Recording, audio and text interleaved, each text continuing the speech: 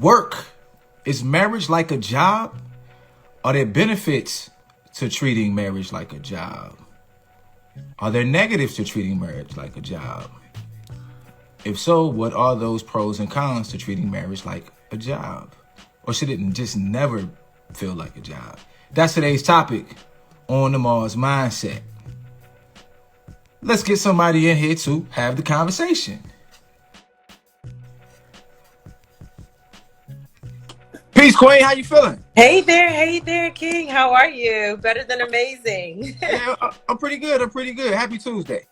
Happy Tuesday to you as well. Glad I'm able to catch you. I'm normally, like I said, in sessions, but I saw this come across. I was like, let me hop on there real quick, see what he talking about. Yeah. It ain't about what I'm talking about. So since I know you're short on time, we'll get straight to it. Okay. Do you think it's smart to treat marriage like a job?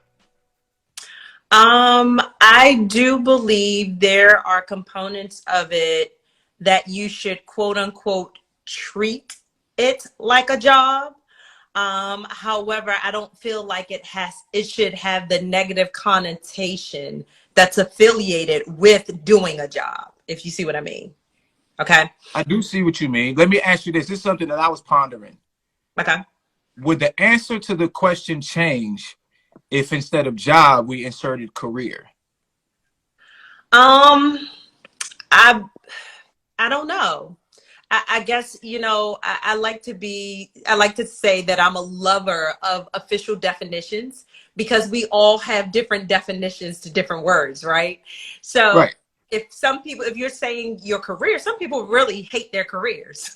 You know what I'm saying? Really? Okay. I do. Yes. Oh my, come on. Yes. Because some of them really got into their career because they felt almost obligated or they were coerced into it, right? We were told, you grow up, you go to school, you get a degree, you get a good old government job. It could be the same kind of concept with marriage. So I think it's just a play on words either way. But I believe ultimately, I don't think it's a bad thing to necessarily treat your marriage like a job. I don't either. I think it's pretty good. I mean, I kind of quantify it like this. Mm-hmm.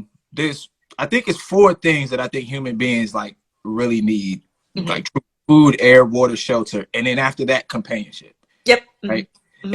And if you think about it, you have to work for food. You don't so much have to work for air, though it does take a bit of subconscious effort, right? You do. Right. You do, right? Well, if they cut it off, you're gonna go get it, right? Exactly. I was about to say no.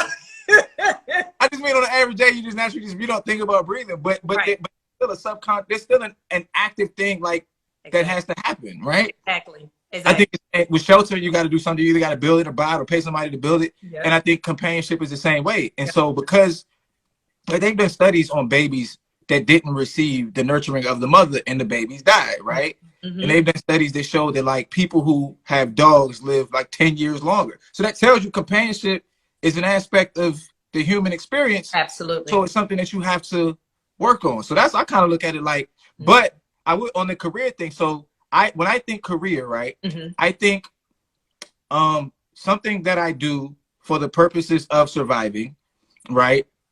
However, for one, I enjoy it. And 2, my intent here is not to remain where I am. My intent is to reach the highest level possible within this particular career field. And so when I think about marriage, I think about a job is like something that could be very mundane. Like say, because I used to be a cashier. So if I'm just passing stuff across the register, right? It's just mundane. It's a job. I'm doing it, whatever. But if I go into it, and it's a mindset thing. If I go into it and I say, well, I want to own one of these grocery stores, then me being a cashier is now just an aspect of my career. Right.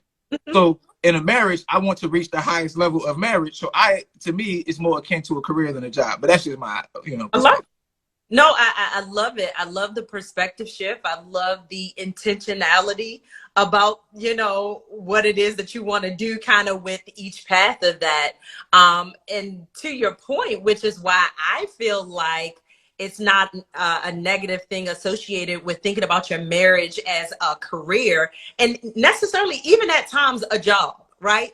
Because let's be truthful. Sometimes within our marriage, when things don't necessarily, tensions may be kind of high, people may be feeling some type of way, that joke is a job, right? Yeah. You know, it's less fun, right? We didn't get to that part of our discussion the last time we started talking, but Right. sometimes it literally, I have to do this even when I am not at my best sometimes, right? But you're remembering it's not necessarily a means to an end. This is a temporal situation that I have to learn how to navigate in order before I actually get to my career, right? I love the fact of thinking about it like a career or a job because it shows intentionality. Most of us, if we lived our life how we kind of treat some of our jobs, we would probably be a lot further along, honestly, than we are. Your job, whether you like it or not, you go. Why? Right? I don't care. You show up, right? You show up because you know that at the end of the day, you want to get a paycheck from it. You want to get something from it. Number two, there are expectations that are set when you get a job, right? That you are clear about what time you got to be there. You're clear about your roles and your responsibilities. And guess what happens when you don't meet your roles and responsibilities? You get reprimanded. Again, live your life and relationship the same way. Set expectations with your significant other. Let them know, hey, guess what? I like it like this. I'm going to need you to show up for me this way. I understand that's your love language. I understand that's what you like to do, but I need this from you, right? So I believe if we put some of those measures in place, a lot more marriages will probably last a lot longer. Yeah, I agree. I got one more question for you, then I'll let you get ready for your session. Okay. So when you you have a career or you have a job, you go to work. Essentially, we're doing it for some form of currency, paycheck, right? What is the equivalent to the paycheck in marriage? Or if you want to, be direct, it could be in your marriage. What's the paycheck? What's the cash out? My cash out is purpose. My cash out is fulfillment. For those of you that aren't familiar with me, I was previously married. This is my second final, last, and best marriage, right? I was not created to be alone. I know I was not designed to be a free spirit, if you will. I love too hard. I give too much. I pour my everything into my relationships, and especially when it comes to the relationship with my king. I can't do that with a whole bunch of other people, right? Not only can I not just spread myself that thin, I have work to do on this planet. I have work to do in this world. And being married to my husband allows me to really work in my fullness, right? Being married to him specifically allows me to be the coach that I am, to be the mother that I am, to be the wife that I am, to be the me that I am, right? I'm not just tied to him. I'm not just tied to the kids. A part of who I am, being married, allows me to literally fulfill my purpose. It absolutely also introduces me to a lot of new concepts and a lot of new things and a lot of new people, right? My cash out is my purpose. I feel like, yeah, he made me just for him. Yeah, I like that. Yep. I like that. That's what's up. So your purpose, and you say like it allows you to be fully you. Yep. Right. That's you think about just how life is. A lot of times it's difficult to be able to be yourself, or being yourself can put you in difficult situations and circumstances, right? Absolutely. So to have the marriage to help you to be able to do that, that's a major cash out. I like that. Absolutely.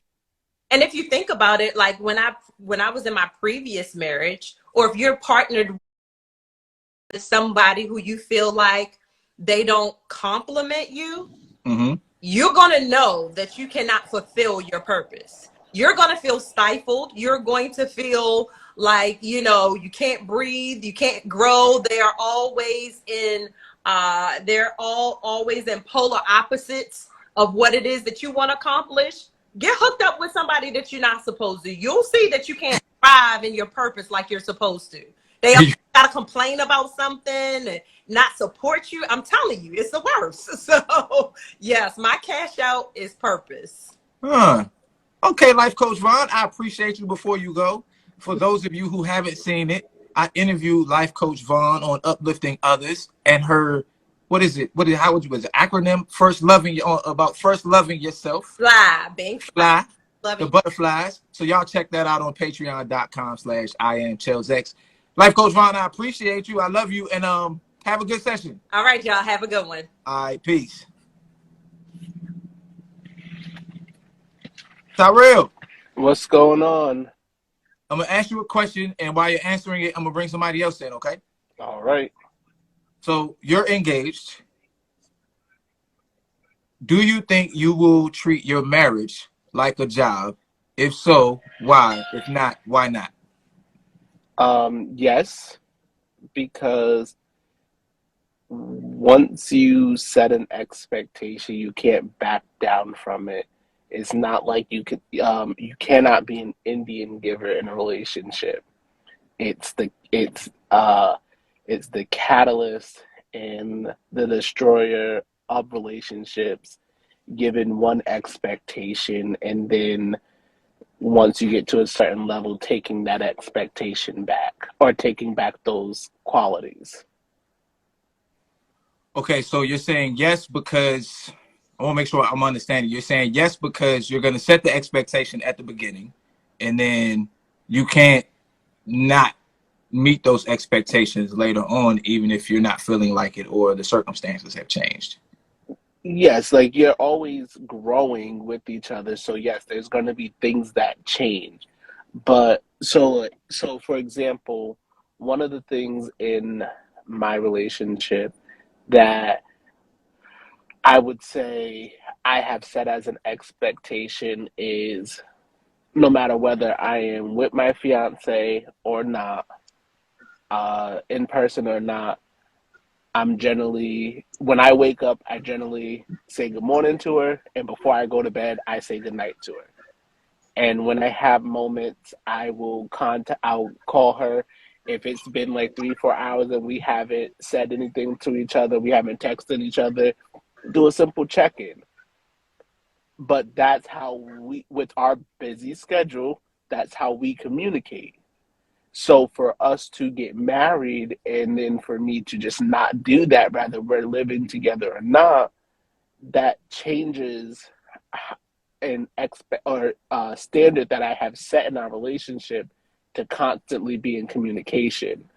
So to change that, it doesn't have to be that specific thing, but to change something of that magnitude in your relationship can definitely cause relationship issues because the other person has gotten used to that from you. So what, like, do you always feel like communicating? No. But you're saying that you're willing to, pretty much constantly communicate because that's what you've agreed to. And that's what you think will reap the best rewards. Yes, and yes, for the fact of, and just for the fact of that one scenario, it's how I presented myself in the relationship. Now, there are times when me and my fiance just don't want to talk because of our workloads. Like, we just got off the phone and I was just like, you want me to call you at a certain time? She was just like, no, don't call me. And I was just like, okay, cool. I won't call you. You call me when you're ready. And there's Right. times when I say the same thing, like, don't call me, don't text me, don't email me, don't send me a smoke signal. I will reach out to you when I'm ready. Well, I'm glad y'all have that understanding because you're definitely gonna need it. Nikki, Hey guys, how you feeling? I'm good. I am dealing with mommy acceptance issues today. It's like dawning on me that my oldest son is like a tween now. So I'm processing that today because I'm not taking it too well. Let's just say that. Okay, so take about 2 or 3 minutes and tell us about it. Like to, because I have to put my phone on do not disturb so that if it rings, I don't lose it. So you go ahead and explain it, and the feed will keep going. Well, y'all know my oldest is later on. Not necessarily right now. And like I know he has like a new little girlfriend, and they decided they were gonna wear matching shirts, and that she would walk halfway down my street to meet him this morning. He didn't want me to walk with him. I had to walk behind him with his little brother. And she told him in front of me, Eli, come here, give your girlfriend a hug. And I'm like, do she not see me right here? Like, what is going on? So did you found her actions to be disrespectful? I mean, I think she doesn't see the harm in it. They're kids and they're young children. Like, they're 9, but I mean, they strong enough to be trying to coordinate with each other, and you bold enough to tell him to hug you in front of his mother is like not disrespectful, but real bold. Let's just say that. Okay. Well, you seem like a bold person though, Nikki. And maybe that's why it's rubbing me the way it is. You found somebody like his mama. I mean, God. That's the real question. I was just like, did it strike a chord because it reminded you of yourself? Oh God. I mean, and then also I think it's because they're the age that they are. If this was a little girl that was like, can I get a hug? And they 13 or 14, then it's like, he's in the 4th grade. I'm like, oh my God, younger and younger these days. So before, okay, I got you. I feel you. Hey, how old is he? You say he's 9? He's 9. He turned 9 in August. So I'll tell y'all something about me, right? The first time I ever kissed a girl. Nikki, guess how old I was the first time I kissed a girl? If you get it right, if you get it on the nose, I'll cash app you $5 to cover your first month of your subscription at Patreon. I could not deal. No, I'm going to assume that you were probably around 8 or 9. Okay, Tyrell. Not 18. Julie said 18. No, I was way younger than 18. Okay, Tyrell. Nikki says 8. What do you think the age I was when I first kissed a girl?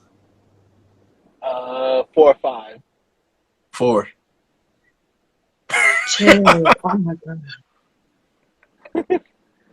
I can't say anything. My nephew just turned 4 in October, and he told his mother the other week that he kissed his first girl. My sister almost had a heart attack. Let me tell you something. Y'all don't want to see me on America's Most Wanted. I can't deal. I can't deal with that, okay? Well, Tyrell, when we get off this joint, shoot me your cash app. I'll cash app you $5. You took Nikki. Oh my God. But anyway, back to the topic.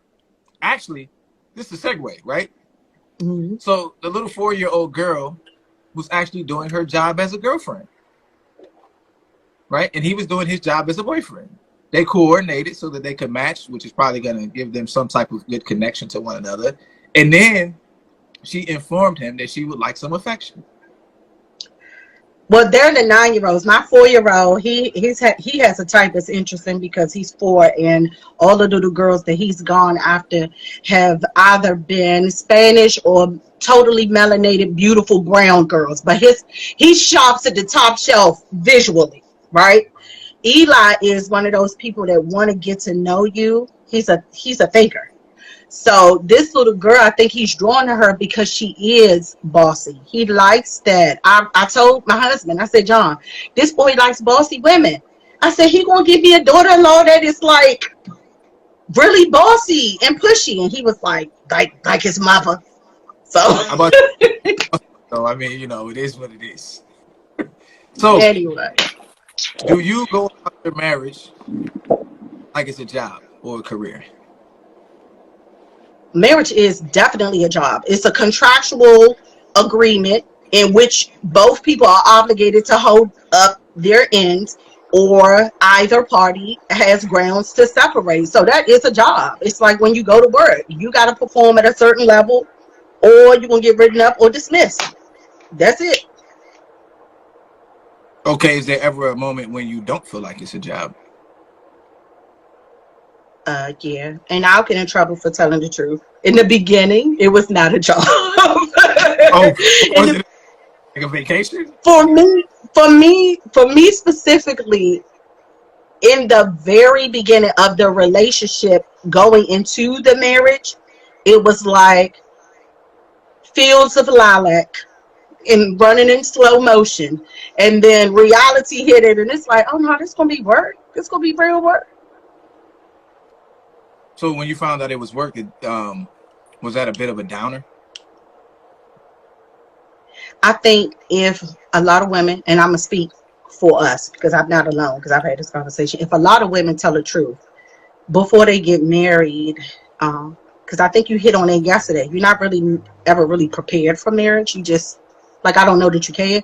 But for us as women, we tend to romanticize what marriage will be like a lot more than men. So I think all of us hit a mark once we're actually married, where it's like, oh snap. So this is a bit of a, because for me, I romanticized it so much that when we started going through real life issues, I was like, the nerve of you to not be picture perfect.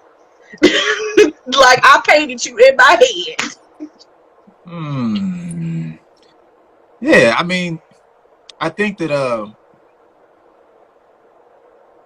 I was watching this reel the other day, and it was talking to it was a podcast. It was a clip from a podcast, and the guy was asking the girl about her value, and she was like, I'm a high value woman or something like that. And he's like, but what makes you high value? And she was like, because I say I am. And he said, see, that's the difference, because men have to go out and actually create their value. He said women just establish their value in their mind, and then they'll go apply it in the world. I think it's kind of the same way with marriage, because I think men are tasked with historically carrying the financial load, right? And like the provider and protector load, which is sometimes that means you're gonna have to do some stuff that you don't necessarily want to do. And there may not be a lot of reward from just doing that one particular job, doing that particular thing, right? Whereas if I think women have had the I don't know if all women would consider the benefit, but have had the benefit of being able to not have to go out into the world, right? And they could raise kids, which is very, very difficult, right? But it's super rewarding, right? I may go do a job that I absolutely hate, and there is no reward other than the fact that we continue on. So I think y'all have more space to romanticize it than we do. Can I think I it's a say job. I think we something? already know. I like the job. I got to carry this load right here. So when you were saying about men having to work to show themselves being high valued, and I'm not Mm-hmm. saying this as a complete blanket, but for some women, it's the fact that they like high valued priced items that make them a high value woman. Okay, so you're So saying it's not, so it's not the fact like, and again, this isn't a blanket statement. While because there are women who are high value because of what they can offer, their education, their career path, their ability to be a stay-at-home mom and still be high value.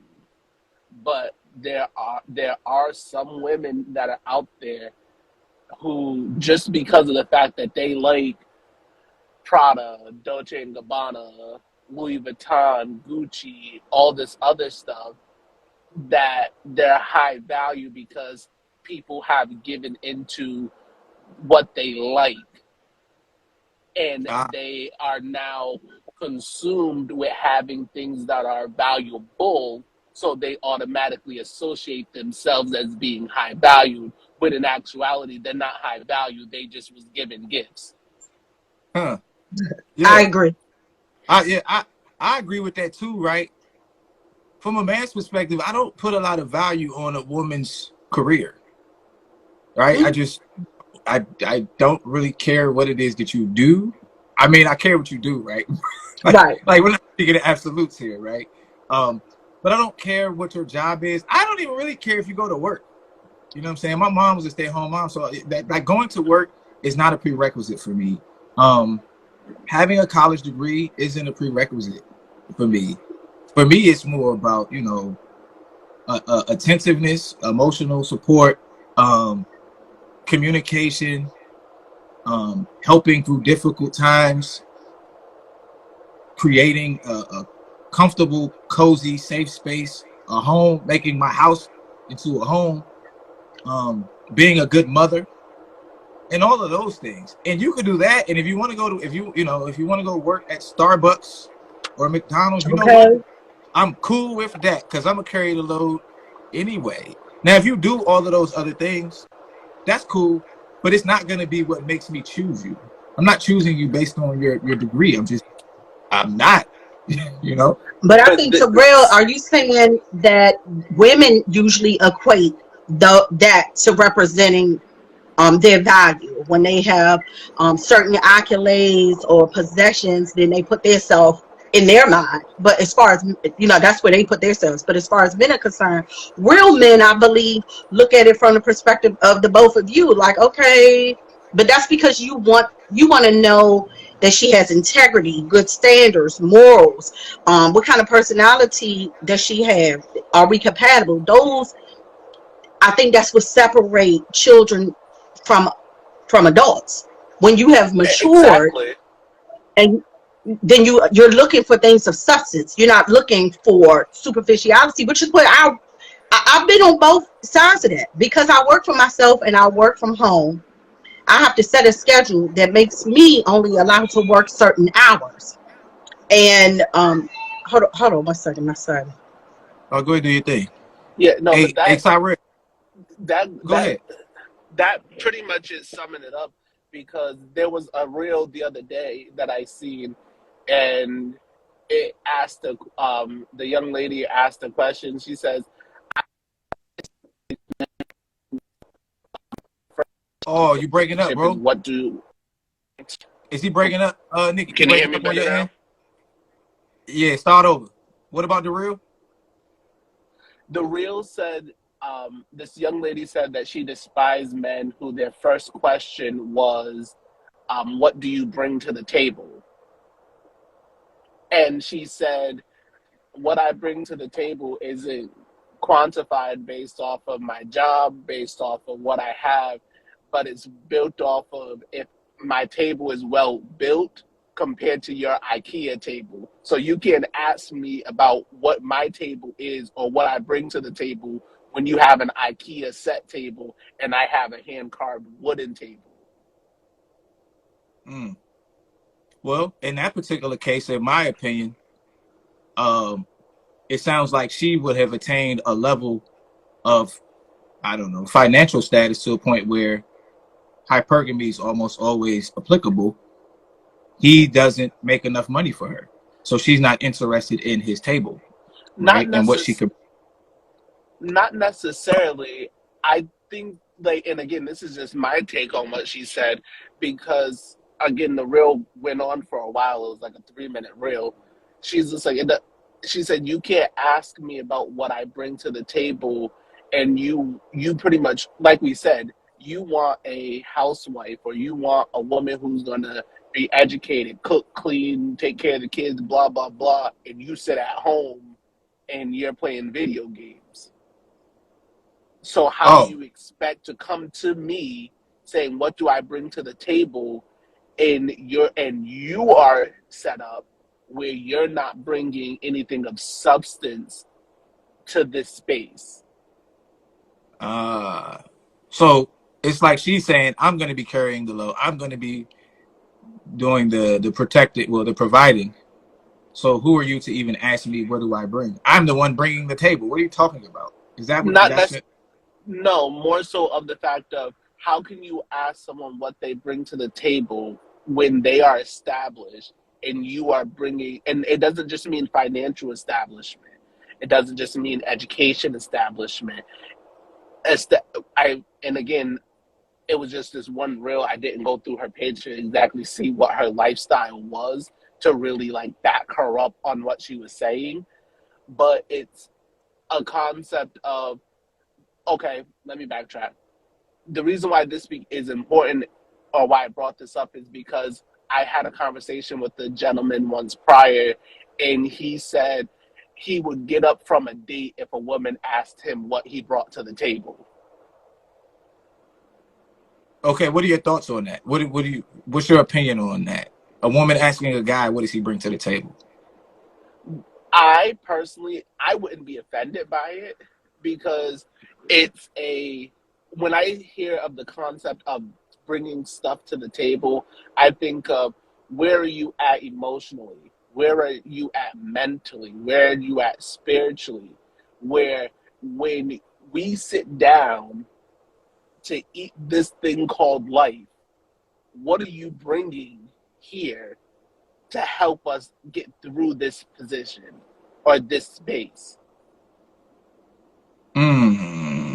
So are you bringing junk to the table?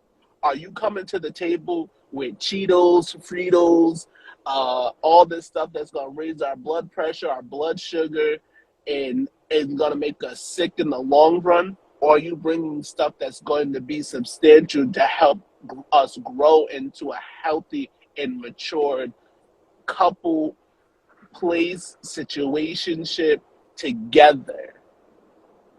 Okay. Nikki, what is your opinion? Do you think a woman should ask a man what he brings to the table?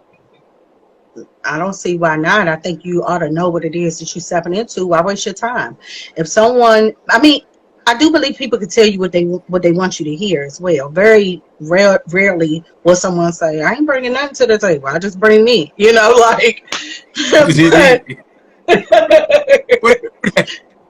But sometimes I think, I don't know about the first date, but I think that early on you should definitely know, because you don't want to get too invested, because then your eyes or your good conversation will get you caught up into believing that this is a good fit for you based off of other things that have now had time to taint reality. See, I think this is what I think. I think the term "what do you bring to the table" is the trigger, right? I do. I just think it's a wording thing that can be triggersome. Is triggersome a word? I mean, it shouldn't be. If it's not, I don't maybe know. It sounds like it is. it sounds good. It's because, to be honest, I think if a woman asked me, "What do you bring to the table?" I'd be like, "Well, first of all, I bring the table and the house that the table goes in, right? So that's for starters, right? That part. And then, right, and then you and I can sit down at that table and figure out what dinner we would like to eat at that table of life." That would be my answer, right? And that just comes from the providing aspect of it. But if a woman were to ask me, "What are you bringing to the relationship?" right, which is essentially the same question, but it's in a different way, my answer would probably be different. It would probably be more in depth in terms What of, if you aren't a provider though? What if you're that man and they ask that question to you and you're not naturally the providing type? I can't say I'm not. Not the providing type, so I Right. can't really answer. That's who But that would more than likely trigger. It will probably trigger those people more so than you. Of course, you're not intimidated by it because you're confident in your stance of what you do for your family or what you will be able to offer your family. you're right. And so with the, but if the question was posed, what do you bring to the relationship? Because a relationship is a non-tangible thing, right? It's a connection between two people. When you bring in, and metaphors do this to people, when you bring in a physical object that is somewhat of a centerpiece of a home, right? Now we're talking about the material, the actual providing aspect into from the subconscious into the conscious mind, right? So it's like you're asking me, what are you bringing to, like, okay, I've bought 2 houses, right? So if a woman were to ask me, what are you bringing to the house? My first response is going to be like, well, I bought the house. this, The deed. right? Hello. So we bring, right? And then I would go into it. But if she was like, "What are you bringing to the relationship?" I would think more like attentiveness, presence, It- providing, being a good father, being a shoulder to cry on. All of those things would come into play. But when you bring in a table, I'm like, "What you mean? What am I bringing to what you talking right. about? Lil said he going to say, "I am him." I'm him. And the table. I'm the foundation that Okay. what are you talking about?" So I think that's it. But it wouldn't I wouldn't necessarily be triggered by it because I know I do what I'm supposed to. But I think like Tyrell is saying, if you don't do what you're supposed to, then you're gonna be triggered by it. I just think for me, I would just the two questions, even though they're the same, I would respond to them differently. I If that feel the makes sense. same way if it were asked to me as a woman, because, like I said, and I was saying before my Joey interrupted me, when you are a mom, I don't think that you have the option of being either or. Even for the women that work at home, because it is work with children. I have a cousin who is like a what is she called? Her title, I believe, is a aerospace scientist for NASA, and she has two children. She had two children, and she told me after she had her first one, "I need you." At the time I was doing daycare, "I need you to take him. I got to get back to work." And I was like, "For real?" And she was like, "Listen, I don't know how y'all do this kids all day thing. Let me punch a clock any day of the week because this kids all day long is too much." So not, at that time I understood that a lot of people, even working moms, are like, this stay at home thing is hard. For working moms, they don't get the either or, because even when they off, they still working, because now they got to go home and work. For the Mm. mothers that work at home that are engaging with children all day long until those kids go to sleep, you might as well say they working doubles for every day that they at home being a stay-at-home mom. So it, because I've been on both sides of that, and I work from home, and because of my Eli, my autistic son, he keeps a rigorous schedule. So even with my clientele, I have to schedule it around things that I do for my son, because routine is everything for kids on the spectrum. I'm like this. It's a juggling act. I'm working two jobs at the same time. And so if somebody was to say to me, "What you bring to the table?" I'd be like, "Everything needed to keep it as simple. Mm. Everything needed to keep it as simple." I like that. I like that. Tyrell, you got anything before I let you slide off? I gotta let Dr. Hulk get up in here. Nope, I'm good. All right. Well, I appreciate you, my brother. You did a really good job yesterday. I was clipping the episode from yesterday, which is on patreon.com/IamChellsX. And I said, I gotta get that part where Tyrell talks about his fiance, hitting him with the super duper question that kind of popped his mind open. Yeah, man. I said, yeah, that was dope. That was real dope. Yeah. So I appreciate you, man. Say that again. I said, I appreciate you. Thank you very much. I appreciate you guys. I'll talk to you guys soon. All right, my All brother. right, Terrell. All right, let's see. Dr. Hawk in the waiting room. Let's get Dr. Dr. Hawk in here. Hawk. We're gonna get somebody new in here today too. So if you in here, if you've never been on, you might be on the way up today. Hey, Hey, baby.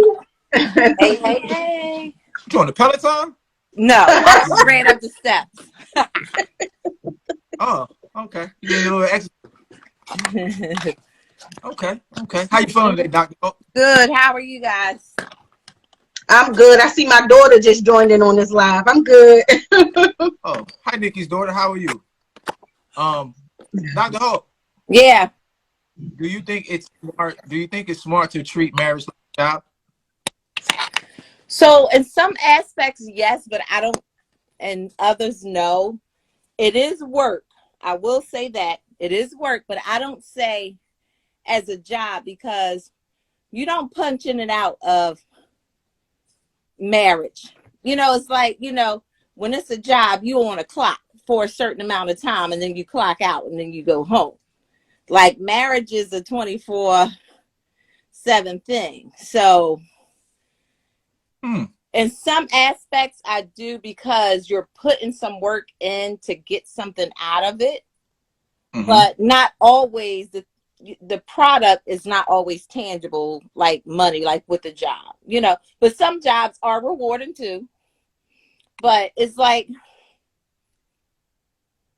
like planting a seed and watching, like, do you consider gardening a job? If that's something, because a relationship is like something you're choosing to do. Sometimes when it comes to a job, it's something that you have to do because we got to live. So in some aspects, I'm like, yeah.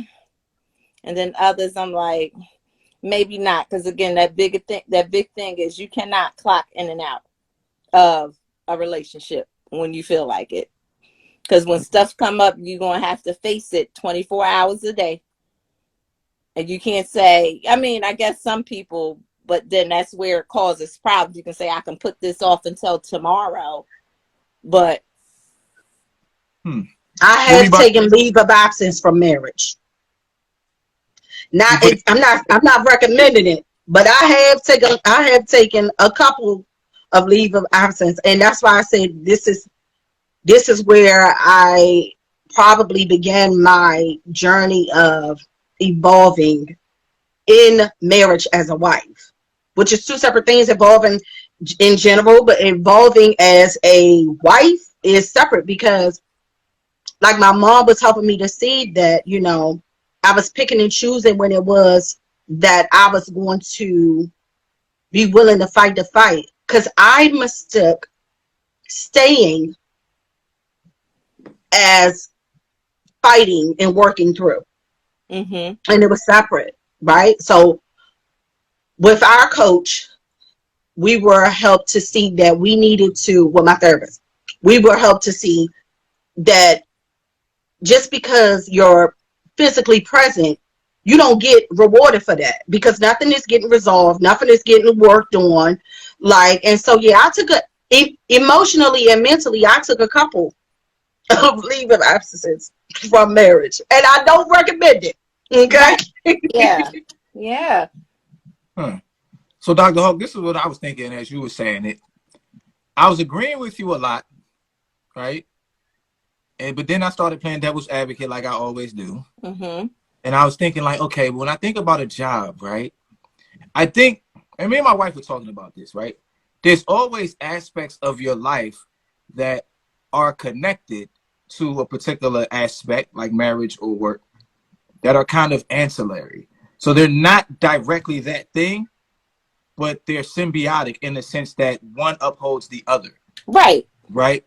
And so while I understand your perspective that there are points in a marriage where it is like a job and other points where it doesn't feel like a job, because a marriage you can't clock in and out of.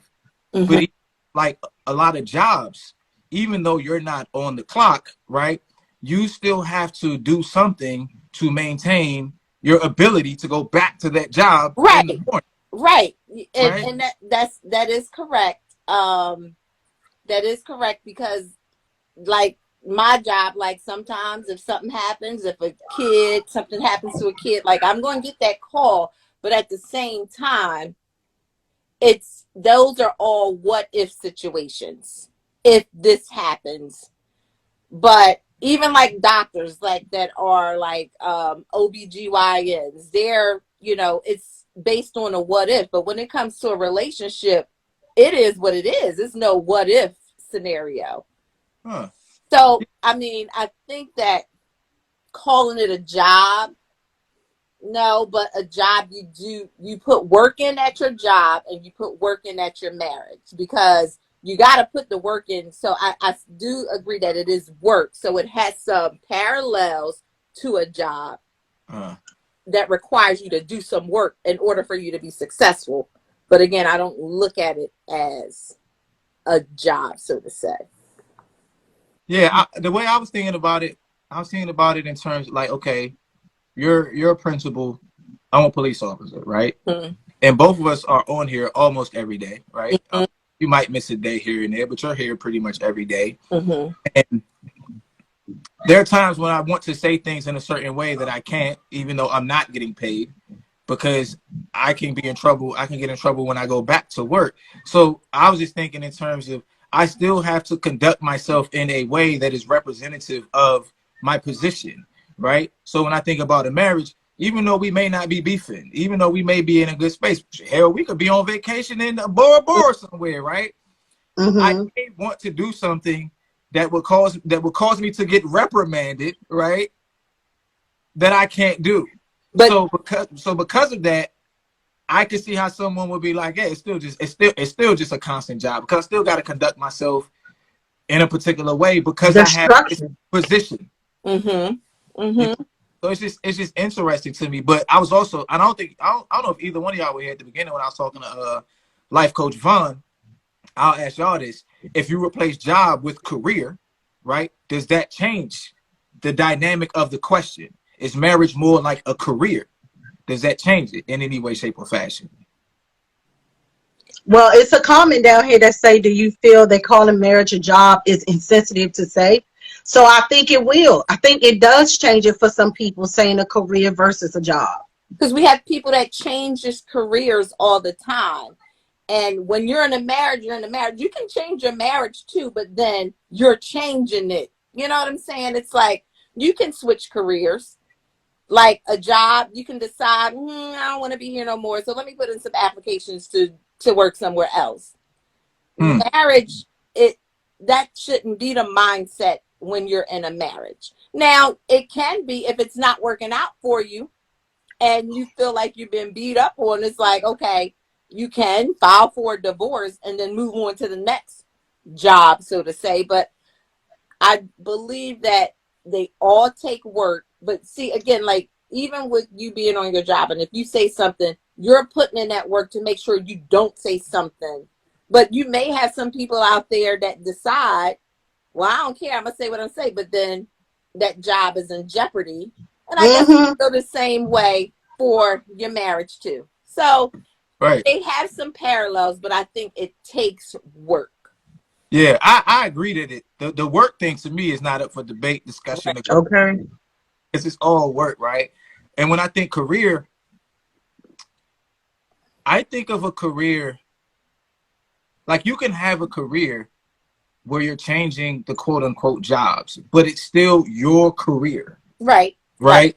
right? Because a career, to me, a career is more personalized. It's about your personal journey of, and I don't, for lack of a better term, employment or achievement within employment, right? And I get that. Yeah, I do get that because even like in the field of education, you can go from being a paraprofessional to a teacher to a principal to a superintendent. You can. And I think that looking at it as a career, that might be okay too, because again, there's certain things that you have to do to level up to say, to go from, all right, we just a couple, we're just dating, we're in a committed relationship, right? Mm-hmm. So it's, That's a good analogy, good comparison. mm, Yeah, and we just hanging out. yeah. The Mm-hmm.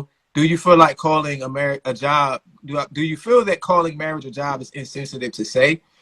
Um, I can see how someone could be offended by it. I'm personally not offended by it. I'm not offended by a lot of things. I'm not offended by a lot of things that black people are, but that's just me. I'm not very sensitive to words as much as other people are. But I Mm-hmm. would say that, if calling marriage a job is something that triggers a particular person, then that's something they might want to look at, right? What is the trigger? Is the trigger um your experiences with jobs in the past? Because some people love their job, right? And it's not a career, right? Some people love they mundane job. And if you were to say, do you think your marriage should be like a job? They'd be like, sure, why not? I love my job, right? But it's the people who look at it's the mindset, right? It's the people who look at a job and from at least 51% see the word job with an Mm-hmm. education are always going to equate job with negative, right? But if you don't look at job as negative, then you're not going to be offended by it. You're just going to be like, yeah, it's kind of like a job. It's cool, job pay me good. My wife pay me good. What's the difference? Right. Because the both of them, you get an outcome that's a positive. Like, well, if you put if you put the correct work into both, you get the positive outcome from both. I agree. So it's all about the work, huh, Dr. Hawk? All about the work. Yeah, I like career. Career just feels so much more upward mobility, right? I was going to say more brooded, you know, because a job you can change, but career sounds like you're committed to something. This is my Right. field. I'm committed to it versus a job that you do because you have to and the bills got to be paid. Yeah, I think a good example, and I've been sitting here trying to think of an example of a career, right, where you can kind of change. Is Nikki, I think you said somebody you know is like a NASA engineer, but I'm like, My cousin. there aren't 100 NASAs out here, so if you're gonna work in space, you're either gonna go to SpaceX or NASA, and that's pretty much it, right? Maybe the weather, Mm-hmm. right? But let's say you were an attorney, right? Mm-hmm. You could be, let's say you're a prosecutor, right? You could be a prosecutor in, say, North Carolina, and then you could decide to go be a prosecutor in California, and then you could maybe be some other type of attorney later on. But your career is as an attorney, and that is what you're dedicated to, right? You may not be eternally dedicated to being a prosecutor for Baltimore County, right? But you Right. are fully dedicated to being an attorney. So that Mm-hmm. career, to me, in my mind, is like the marriage, right? So Mm-hmm. I may not be fully committed to being the version of myself that I am now. I am fully committed to being your husband, and whatever the best version of that is at that particular time that I can be, that's my goal. And in my head, Mm-hmm. always reach that goal. Mm-hmm. So maybe we should say career. It'll make people feel more buttoned up. Right. Right. And not that it's anything wrong with working at McDonald's or anything like that, but like a job is like, Okay. McDonald's. A job is, Right. you know, and again, nothing against that. That's where my first job was. I worked at McDonald's. Oh, But was it? and then even there, like you can level up to become like, you know, But that it's like I considered I had certain jobs along the way that I didn't consider to be my career. Right. see, that's what I was gonna say though. The way in which, like, perspective is such a powerful thing, Mm-hmm. Mm-hmm. because you have people who started at somewhere like McDonald's. They're probably like cooking fries or putting nuggets in a box, and they own McDonald's. They franchise it again. Right, right. Mm-hmm. So they went into it, and maybe not at the beginning, right? But at some point, their mind clicked, and they was like, "Oh, nah, I'm about to turn this McDonald's thing And into a career." yeah, that that food service thing. That's what they want their career to be. And Mm-hmm. mm-hmm, yeah, in the Oh. food service industry. Yeah. So So what would Nikki? What would Mr. John say? You think Mr. John would say that marriage is like a job? Heck yeah. He got me as a wife. No, I think absolutely. I mean, not that it's not a rewarding job, because it is. Like parenting is very rewarding, but it's still work. You know what I mean? Yeah, I think he would say it's a job, and I think that he has. I remember him saying he's had several different wives and having this wife because we've been together 15 years, so he's seen me in different like phases and growths and go through things and changes, and so definitely work because he's constantly getting to know me and I'm constantly getting to know him. It's not the same, so that's work and just getting acclimated to this new person that you develop and evolve into. Oh, okay. Tasha Rooney, welcome to the show. Hi. It's your first time? I can't hear you. Yeah. I'm in the UK. Okay, cool. Oh, yeah. Yesterday, today at the UK. Okay, UK. Before you go, I got to do some administrative stuff because I forgot to do it. But I'm glad it's in the middle of the show, not at the beginning. I talked to Dr. J yesterday. I talked to Dr. J yesterday. Dr. J is recovering. She's tired, but she's, she made it through surgery and all of that good stuff. So continue to pray for Dr. J. She called me today, but I was asleep. I called her back. She didn't answer. So hopefully I'll talk to her at some point today. Tasha Rooney, how are you? Nice to meet you. I'm good. Nice to meet you too. How are you? You do okay? Good. I'm good. I'm happy to have you. It's always nice to talk to people who aren't in America. We get a different perspective, right? mm-hmm. Do you think it's intelligent to treat marriage like a job? I can see the benefits. I think I commented earlier.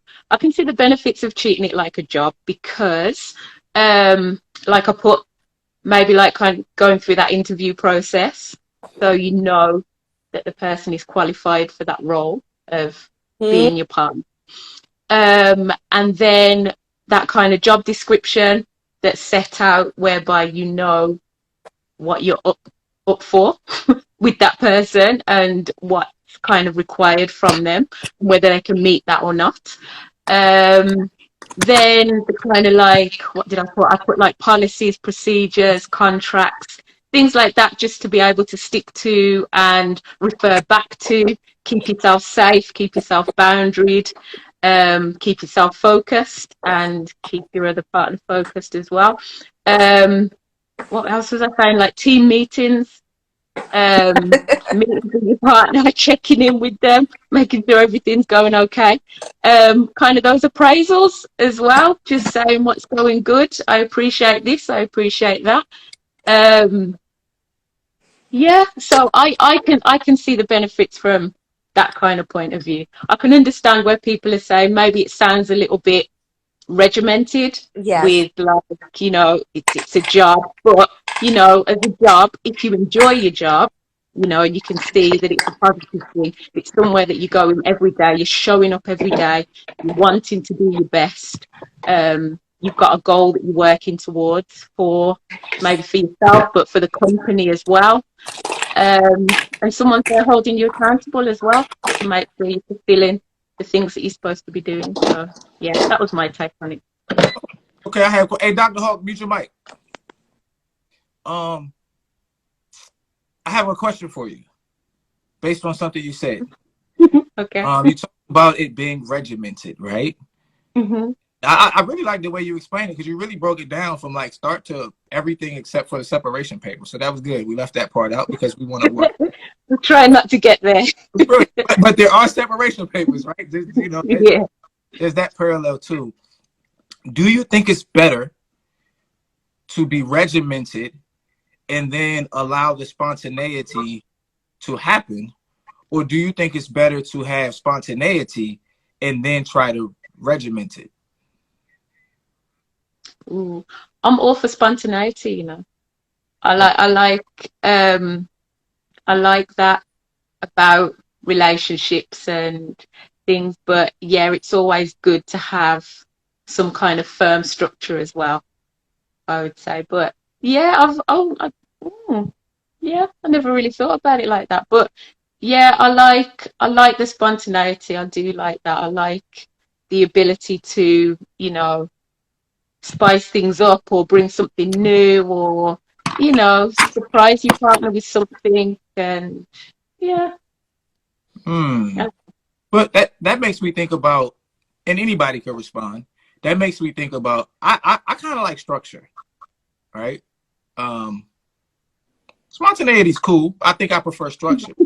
But what I like is spontaneity within the structure, right? Hmm.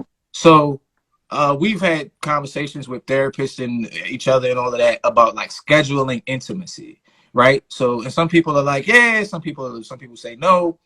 Um, but if you were to schedule intimacy so that's regimented, there could still be spontaneity within the regimen, right? Like it doesn't Hmm. have to be that because we're doing it, it has to be mundane. Like my wife could bust up in here, with something on, and I'd be like, "Oh, well, I knew this was happening, right? But I didn't know it was going down this way." And now I've attained the balance. But Tasha, I got another question for you that's not relevant at all to anything about what we're talking about, right? And I should have asked my homegirl from Nigeria today. Do we have accents? Yeah. Really? Yeah. Oh my gosh. What is our What accent? do you think? We I don't. don't have accents. We have an American accent. That's so crazy to me. For real, because like I don't know, like you speak and it's so proper. And Who, me? it makes me wonder, do our words just sound like we're just kind of mushing them all together? Like, what does our accent sound like? Oh, I love it. I love it. Really? Like me and the kids all like mimic the American accent sometimes. Oh, let's hear it. You gotta do it. No, that's why I had to stop myself then because I was thinking, oh my gosh, I'm going to get myself into trouble. I am not doing it at all. Making me I'm think of brand new Keisha. here. Making me think of Keisha. I'm Remember brand Keisha new was on here. here? I'd like to be accepted again another time. I'm not going to get myself into trouble. I'll do you. I'm not going to get myself into trouble.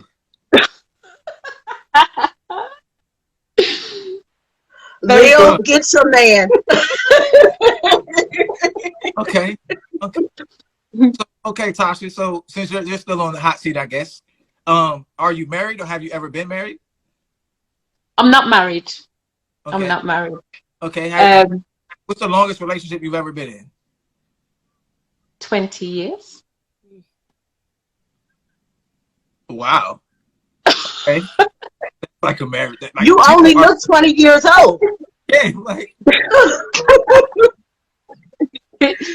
No, I'm 41. I'm 41. So yeah, Hold on. half of my Hold on. life. Hold on. Say it again. Say 41. Yeah, yeah. Say 41 again. Oh, 41. 41. 21. I like that. Okay, okay. This is my question though. You were in a long-term relationship for 20 years. Yeah. Did you guys have a regimen the way in which you spoke about when you first answered the question? No, you see, life is all learning, isn't it? Life is a learning curve. So, there's I can, talk about things that I haven't necessarily done that I probably would have liked to do and probably will implement now and things like that. But yeah, I don't know. I wasn't regimented. I But wasn't regimented. yeah, and I think of it as like even on a job, you're learning like that first year, and as you get familiar with the tasks and the routines or the expectations, it becomes more regimented. Hmm. And I think, I think about my first year teaching. Like I went in there, I didn't know what I was doing. I was a little rough. I worked in Hmm. the inner city, and them kids would say stuff to me, and I'd be like, "Go get your mother, go get them." But you learn, as you go, and it becomes more structured and regimented, so to say. So I guess that's a way that it's like work, like a Hmm. job. Okay, so then let's do it this way. Tasha Rooney, you're more than welcome to stay as long as you want. If you want to slide off, you can. You're welcome to stay. Um, because we have found a whole lot of similarities and parallels, in what ways is marriage not like a job? Are there any ways that it's not? What are they, Dr. Hope? Like I said, we're not clocking in and out. We don't have a work schedule from 8 a.m. to 4 p.m. or 9 to 5. It's like you're gonna have to work on that 24 hours a day. And even like, simple things. Let's say if you get in the bed and like put the phone down, don't scroll if you're there with your maid and all that, and like certain things like that. You cannot clock out, and you can't say, I'm gonna walk away, or I'm just going to go ahead and look for another job, because you got to put some work in to make that thing stick and make it work. Well, Nikki disagrees because she put in her leave of absence for a week. But you didn't recommend it. It was detrimental though, right? It was very detrimental, and I don't recommend it. Hold on. I'm sorry, Nikki. I didn't hear that part. Go ahead. You said it was detrimental. It was. I said I would not recommend it because I had to learn, if I want this man to stay committed to me, I shouldn't pull in and out. Now, when I say pulling in and out, I wasn't stepping outside of my marriage. I just really wasn't giving, like I didn't have the tenacity I have now. And I wasn't like, oh, I'm here to fight for, with everything, you know. So now he gets that from me, but that's because, like I told you in the beginning, I romanticized. I was one of those women that romanticized what marriage was gonna be like, and then it was like, so you're a human and I'm a human. Mm-hmm. I didn't see this coming, because we were able to like keep the fields of lilac and slow motion Mm-hmm. running love to each other for a long time. It held them for a long time. And I mean, parts of that are still there, which I'm happy, you know.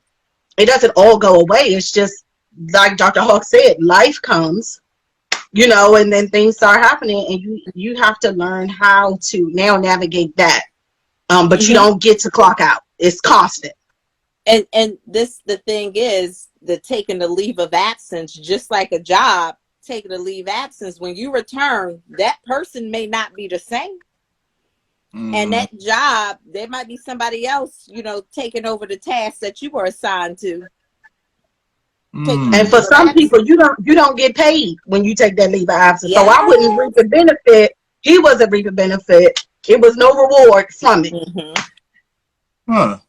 I was thinking about in terms of like vacation. Like you take a vacation away from the job, right? But when you take a vacation within your marriage, and I'm not talking about a vacation away from, I'm saying when you just take a vacation, the idea really is to go deeper into the marriage, right? So you use vacation to get away from a job, but you use vacation Mm-hmm. for into your relationship. You Mm-hmm. see, and so that could be a bit of a difference too, I guess. I was thinking that, you know, with your relationship, you have to be all in. We got a thing that, you know, well, I suppose you've got a thing too, but you know, when you're at a job, you don't have to be all in. You don't have to be so friendly with everybody. Not everybody has to know your business and has to know you. Mm-hmm. You kind of can dip your toe in as much as you want to and have Mm-hmm. that work Yeah. you You got to and be you're hungry. wide open in a But relationship. You yes, got to be. exactly. No, you know, no hiding nowhere. Mm-hmm. Yep. But that makes me think about how, so here in America, 50% of marriages end in divorce. And you talking about dipping your toe in, that makes me think a lot of people just want to dip their toe in. They don't want to go Mm. in. Yep. I think that was a really good metaphor. All right. Yeah. Okay. My Go. post today, my post today was commitment means sticking to something, not turning your back, even I when you saw don't that. want to. And I posted that because I did get my little tired behind up at 4:15 to go to the gym, because I'm trying to stay committed to that. And that's where it came from. But you can apply that to this. It's like you got to be committed, even when you don't want to. You got to stick to it. Okay. Tasha Rooney, I got one more question for you, then I'm gonna let you slide off. Okay. How in the world were you in a relationship for 20 years and didn't get married? Like, how did that happen?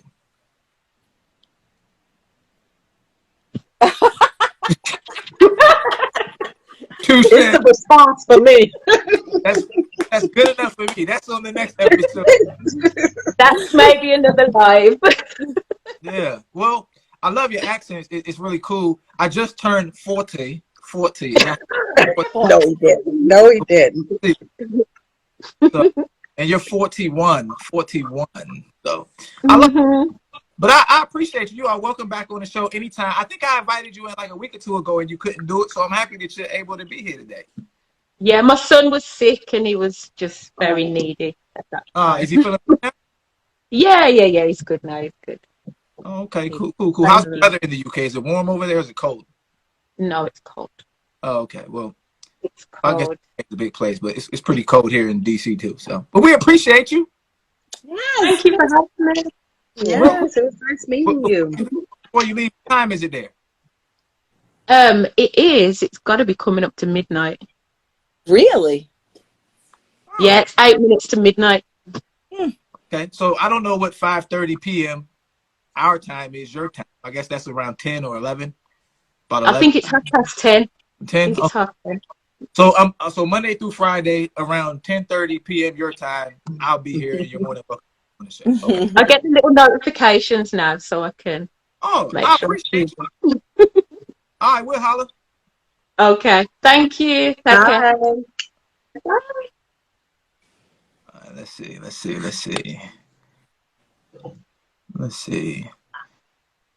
Let's bring Mars Mindset got the people coming from everywhere. We Yeah. love to see everywhere. it. Worldwide. We He love to see worldwide. it. Quit walking all over.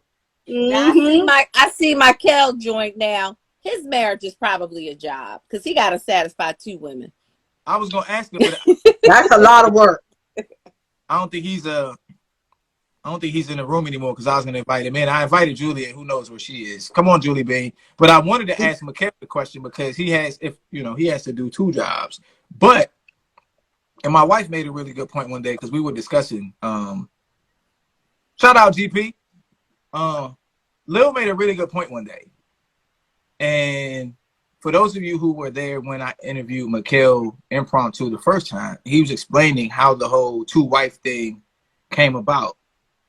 His first wife was the one who brought it to him. Right. I hmm remember. Right? I missed that, but that makes sense. Yeah, his first wife was the one who brought it to him.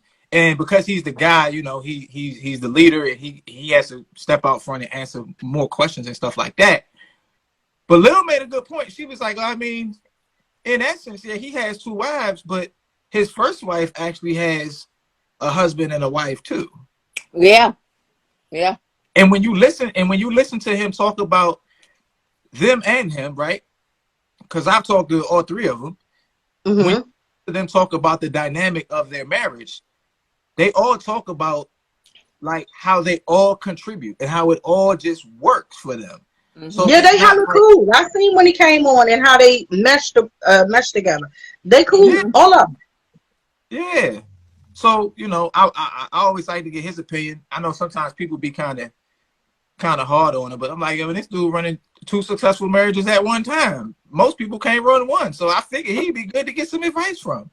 To each You know, his I come own. from the position of if you like it, I love it. That's how we're in 2022. Okay, if you have a bigger village and more support and more love and more hands to help with children, more hands to work to make the house run. Listen, you like it, I love it. That's how I am.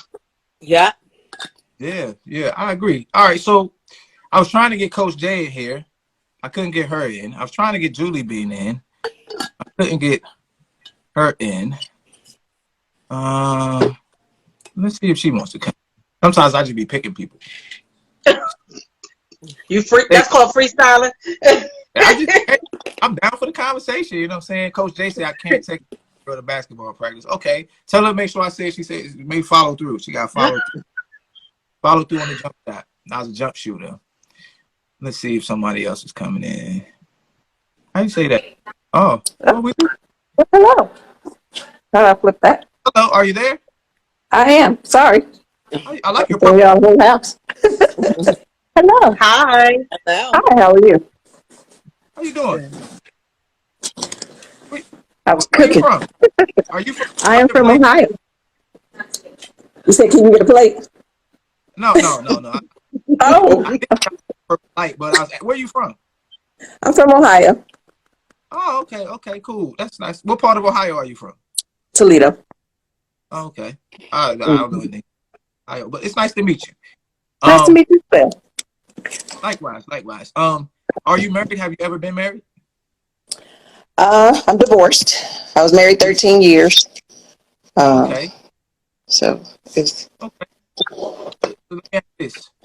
When you were married, did you ever feel like being married was a job? And if so, was that a good thing or a bad thing, or was it just a thing? I didn't look at it as a job necessarily, because to me, it was something I wanted. So the work in it was just the work equity I felt like you had to put in. So necessarily, was it a cumbersome job? No. Was it work? Absolutely. We had a blended family before we got married. I had 2 daughters. He had 2 daughters, and we have a son together. So literally, it was 5 kids, a husband, and 2 dogs. So was it work? Absolutely. For us, communication broke down. So somewhere between him being in ministry, me wearing several hats, careers, children, sports, communication broke down. So for us, we didn't collectively put in the work. I think, kind of like Miss Nikki said, that I think he took several leaves of absences along the way because it wasn't what he pictured marriage to be. Everything didn't fall in line and go picture perfect for him. So he just mentally checked out. So, yeah, it. Okay, so do you think if you guys had went into it more like it was a job or a career, that you could have withstood the hard times? Hard to say because I wrote it until the wheels fell off. For me, I didn't give up. For him, it was, he didn't feel like it should have been that hard. It should have just flowed. He wasn't really down with the going against the grain of life. If the road wasn't easily patched, he wasn't on it. He endured, but only to his breaking point, I guess. Dr. Hawk, were you going to say something? I know you eat. I was gonna say, I'm wondering, like, for the couples where they do end in divorce, and when you ask the question, if she would have treated it like a job, does she think it would have been more successful? Because communication is key. Absolutely. To be successful in your job too. Absolutely. I think in the aspect of, how like you have annual evaluations and your supervisors are checking in on you and evaluating your work performance and progress. When you look at it in that type of a structure, I believe it would have. But again, it still depends on the value he placed in it. If it wasn't worth it to him, then it just wasn't worth it. A lot of times, even in an employment situation, if the load they want you to carry for maybe the pay that they, in comparison, if you don't want it, you just don't want it. You find a new job. So a lot of times I believe people look at it as a job. I went into marriage with divorce not being an option. So it's ride it till the wheels fall off. He didn't have that same belief. He agreed to it when we were dating, but I think when we got in the thick of it, it changed for him. So do you think he romanticized what marriage was? I think to a certain extent, yes. And then we had outside influences. So we had what we used to call them others. So we had other parents involved. Of course, my girl's father and his girl's mother, who didn't always have support for the team in mind. So that made it difficult at times. So I think just the picture perfect, it wasn't a Cosby situation and he just gave up. Yeah, I was going to say, I was thinking about how, like, we talk about effectively communicating a lot. At least I do. I talk a lot about, like, effectively communicating, validation, active listening, clarifying, quantifying, all of those things that a person can do to improve their communication skills, right? But the one thing you can't account for is the other person's ability to be receptive of it. Absolutely. Right. So you can be the greatest communicator of that ever existed. If that person doesn't want to listen, it doesn't matter how well you communicate because they're just going to be blocked off anyway. And I think sometimes we hope that our improvements in our ability to communicate will facilitate the outcome that we want, but that's not always the case. Sometimes the outcome is just that you become a better communicator and this person doesn't, and they just end up making whatever choice they make, and you just have to be able to deal. Absolutely. And that kind of, with your talk, because you seem like you're pretty easy to communicate with or easy to talk to. I am. So for me, it was, I had to own up to my faults. I took a lot on my shoulder and I sat silent. I was shut down. So I did not effectively communicate, and a lot of things he mistook as disrespect. Um, as far as even how I would just go through and my actions. I would just act on something and not necessarily have the conversation. And that we would have a conversation after, and it's like, all right, well, my bad. So, I mean, I can own up to that. Looking back, it's like, well, okay, if I'd have had that conversation, how would that have affected the relationship in general? So, I mean, it takes two. So, in hindsight, when we were actually going through the divorce, our communication was like awesome. And it's like, well, if you would have said that in the beginning, why are we sitting here? But at that point, he was already like mentally checked out. He didn't want it. So it's like, had we had this conversation 6 years ago, our marriage would have been beautiful by now. These kids are like graduating, going to college, leaving the nest, and then, we lived the life we dreamed of, traveling and, going to visit the kids wherever they land. So I think a lot of times people miss the mark. I know for me, I did. Hindsight was where I realized that my communication wasn't what it should be. And I think for me, loving myself more than I loved everybody else should have been how I looked at it. For me, I put kids, husband, ministry, job, all of that first, and then I gave myself what was left over, which usually isn't much. So, would you get married again? Absolutely. Okay, well that's good. I'm glad it didn't leave a sour taste in your mouth. Sometimes people they go through it and they're like, oh no, oh no, absolutely. Okay. Well, do you have anything before I let you slide off? Anything in closing? Any advice for us married folk to avoid getting divorced? Definitely communication. Definitely listen. Listen to what not only is what being said, but what's not being said. Okay.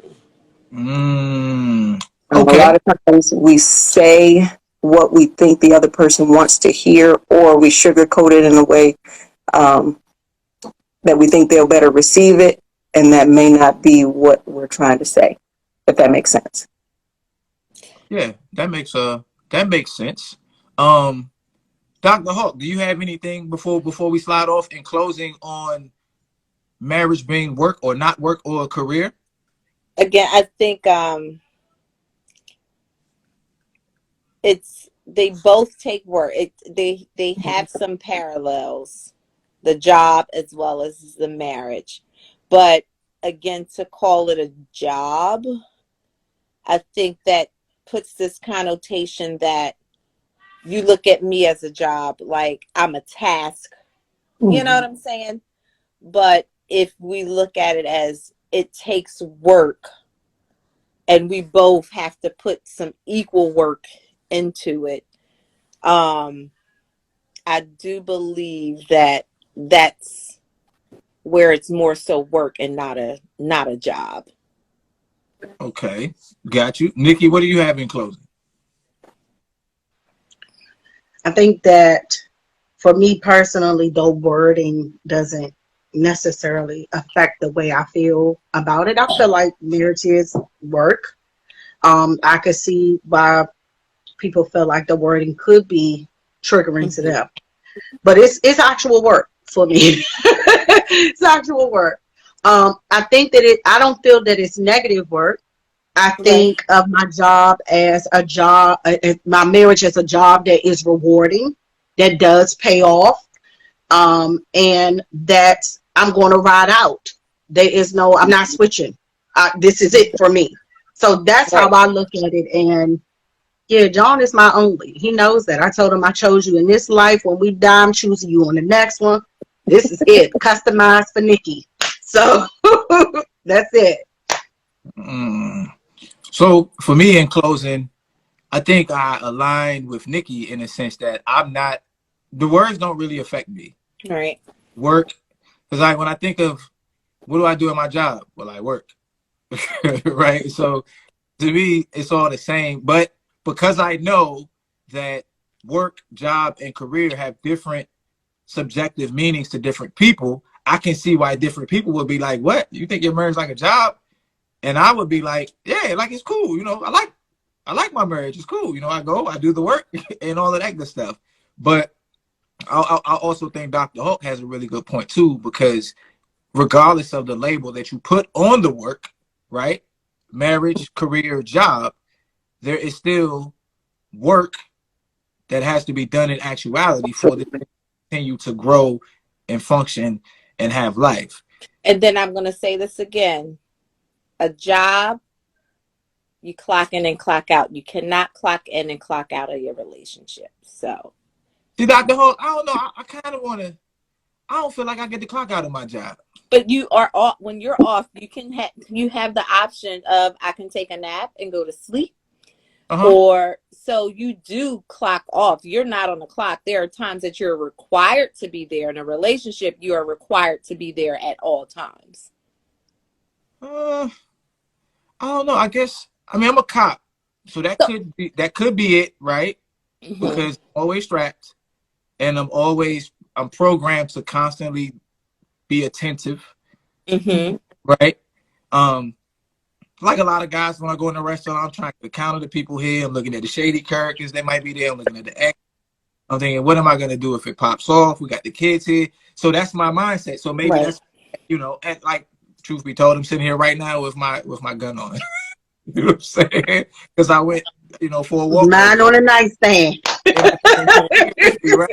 So I could be the outlier here, and I don't want me being the outlier to be applicable. I'm not trying to apply my mental software on other people. So maybe that's why I feel the way I feel, Dr. Hulk. I don't really. Maybe I feel like I'm always at some level, and will always be on some level a police officer, right? Yeah. And because of that, I don't really get to completely not be on duty. Don't get to turn it off. I feel the way I feel. But I'm all in with all of y'all on the work thing. I'm with you on the, the effective communication part, the listening for what's not being said. Because when you become a really, really good listener, it's when you hear what the person isn't saying, right? And that's. And I'm sorry to interrupt, because I think that was profound to me when you said you also have to listen to what's not being said. That was really like, when the young lady said that. I'm sorry, when she said that, I thought that was a profound statement. I'm sorry, what's your name? Dasha. Yeah. I forget it doesn't say that on there. It says broken for his purpose. That was birthed out of everything I went through after my marriage. So it was. But quick tip on that, right, that I've learned through communication, right, is when you ask someone a question, a lot of the times they will answer, but they won't give you the direct answer. They'll give you the explanation, right? Right. That's the elementary introduction to listening to what's not being said, right? Listen for the silent yeses or nos, right? So something as simple as, say I went to the store, right? And my wife says, did you go to the store? And I say, I went to the store because I wanted to get X, Y, and Z. The part that I didn't answer, because she asked a yes or no question, but I didn't say yes or no, right? The answer is yes.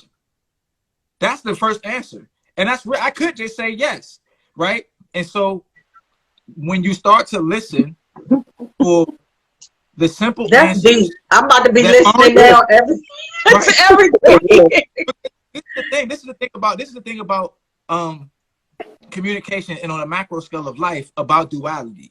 To make a statement in the affirmative is to make a statement in the negative, right? If I say I am sitting, then I am affirming that I am not standing, right? Okay. Right. If I say I agree with this, then I'm also saying I disagree with that, right? So that's how when you begin to look and listen for the negative space, is when you really begin to hear what a person is saying. That's why when we had these conversations here, a lot of the times I know what people are saying, and then I'll ask them the question that fills in the part that they didn't, and they're like, yeah, Chels, that's true. It's because to make a statement in the positive, is to make the opposite statement in the negative. But you just have to be attentive to it. So when you ask someone a question or someone asks you a question, right, you can pay attention to your answers. If you listen to what they ask, people ask you a yes or no question and you won't say yes or no. You'll go into this long diatribe of an explanation. And all they asked was a yes or no question, right? And so the more you become attentive to that in your mind, the easier it is in deeper conversation to listen to what isn't being said. And then you're able to read people. And what happens is you get to a point where you can read people better than they can read themselves. But you got to be careful with that because that gives you a little bit of power, right? Yeah. Because you can manipulate people in that way because you see something and they don't. You see their blind spots, right? And so I think it's important to listen to people's, to pay attention to how they move as well, because sometimes I may not feel as comfortable or vulnerable to open up verbally, but for those who are in my circle who know how I like to love, they like, oh, she's in because she just did this, or she's been doing this consistently. So it's like, oh, she's in. So when I do open up, I open up. When my husband, because he was hard to crack, when he opened up. My children are wired the same way. So I think it's not just about listening to what people say or don't say. It's also paying attention to how they move. Mm-hmm. You know? Actions speak louder than words. And a lot of times I know for me, I used to struggle with how to say what it was that I wanted to say. But a lot of times you can read it in my body language. Mm-hmm. So, or in my actions. It's like, all right, well, you did X, Y, and Z. So I think you really, are all in, but why didn't you just say it? I don't know, so. My wife would always, and I've gotten better at this, my wife would always be like, it's your facial expressions. And if y'all do it on here, too, like y'all will be talking and I'll make a face, and I'll be like, oh, Chels, what you got? I'm like, I didn't even say nothing. You know what I'm saying? You thought it. You thought it. And be like, nah, like, yeah, that's what Dr. Hawk do it. Dr. Hawk do it, and she probably don't know. It's the brows for me, and she be like, Dr. Hawk. Me and Dr. Hawk had a disagreement one day about something, and Dr. Hawk was like this. I said, Dr. Hawk done closed everything down.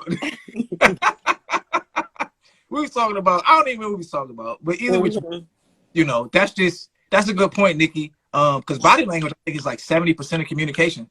Well, 70% of communication is nonverbal, right? So people are actually paying more attention to your body language subconsciously, and your tone matters too. Eye contact, all of that stuff matters in communication.